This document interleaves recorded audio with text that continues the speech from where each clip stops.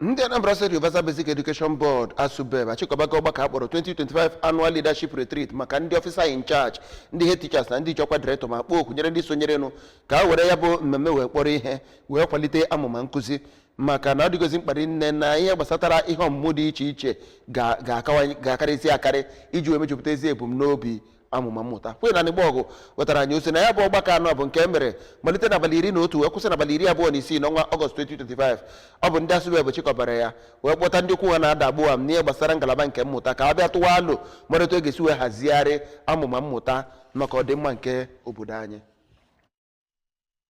Ya bụ ọgbakọ omenafọ nke isiokwu ya bụ 21st Century Management and Leadership Skill Tools for Excellent Performance in Basic Education bụ nke ndị ama ama n'ogogo agụmakwụkwọ bịara bụkwara nke were ọnọdụ na Archbishop A.K. Obiefuna Retreat Pastoral and Conference Center nke dị n'Ọkpụnọ. Onye isi oche ASUBEB Dọkịnta Vera Nwadinobi dịka ọ na-agbape ya bụ ọnọdụ kwuru na ndị isi ụlọ akwụkwọ bụ ndị ji ya bụ ihe n'isi ịhụ na ewere nkụzi ọgbara ọhụrụ wee bagide na inye ụmụ akwụkwọ ezi mmụta. N'okwu nke ya, onye direktọ nke Quality Assurance na ASUBEB Lady Stella Ezepue kwuru na ọ dị mkpa ndị nkụzi ịhụ na ha bagidere na amụma igwe ọgbara ọhụrụ iji hụ na mmụta ha bawanyere. Otu n'ime ndị ahụ kwuru okwu na ya bụ mmemme, ọkammụta Vivian Nwogu, mere ka amata na ndị nkụzi